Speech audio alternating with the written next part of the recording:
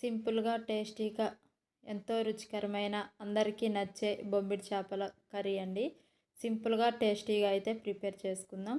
ముందుగా అయితే stove on చేసుకొని ఇలా ఒక దాకలో అయితే బొమ్మిడి చేపలను వేసుకొని పచ్చివాసన పోయిన దాకా అయితే ఫ్రై చేసుకోవాలండి. ఇవి పచ్చివాసన పోయిన దాకా ఫ్రై చేసుకోకపోతే మాత్రం నీసు వాసన అనేది వస్తుందండి.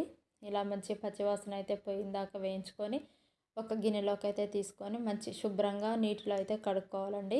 ఇప్పుడు ఒక దాకైతే పెట్టుకొని ఆయిల్ పోసుకొని ఆయిల్ హీట్ ఎక్కినాకైతే మంచిగా ఒక 5-6 ఉల్లిగడ్డలు అయితే కట్ చేసి మంచిగా అయితే ఆయిల్లో వేసేసుకుందామండి. ఇలా వేసిన తర్వాత కొంచెం అంత ఉప్పు కూడా వేసి కలిపితే ఉల్లిగడ్డ ముక్కలు అనేవి త్వరగా ఉడికిపోతాయి. చూసారు కదండి. ఇలా ఉడికిన తర్వాత కొంచెం అంత పసుపు అయితే వేసుకుందాం.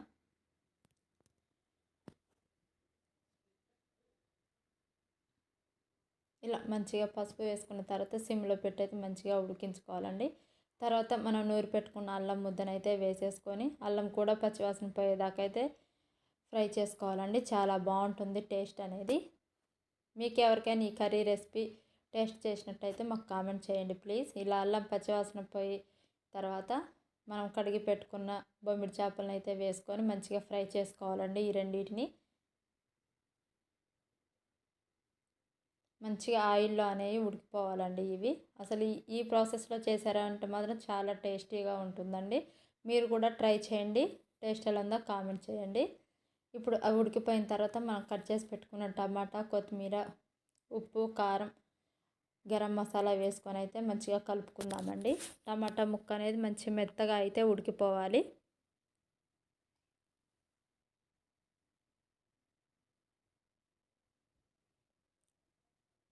చూసారు కదండి. ఇలా అయితే మూత పెట్టి ఉడికించుకొని ఇలా మెత్తగా అయితే ఉడికిపోవాలండి. టమాటా ముక్క అనేది మనకు అప్పుడే మంచి గ్రేవీ అనేది వస్తుంది. ఇప్పుడు కొంచెం అంతా ఒక చిన్న నిమ్మకాయ సైజ్ అంతా చింతపండు రసాన్ని అయితే పోసేసుకుందామండి. చింతపండు రసం పోయటం వల్ల నీసు వాసన అనేది రాదండి. కూర పుల్లగా టేస్టీగా చాలా బాగుంటుంది. దాంతోపాటు నార్మల్ వాటర్ కూడా కొన్ని పోసుకున్నాను. ఇలా అయితే మంచిగా ఉడికించుకొని లాస్ట్లో కొత్తిమీర వేసుకొని అయితే స్టవ్ ఆఫ్ చేసేసుకుందామండి. చాలా సింపుల్గా టేస్టీగా కర్రీ రెడీ అయిపోయింది.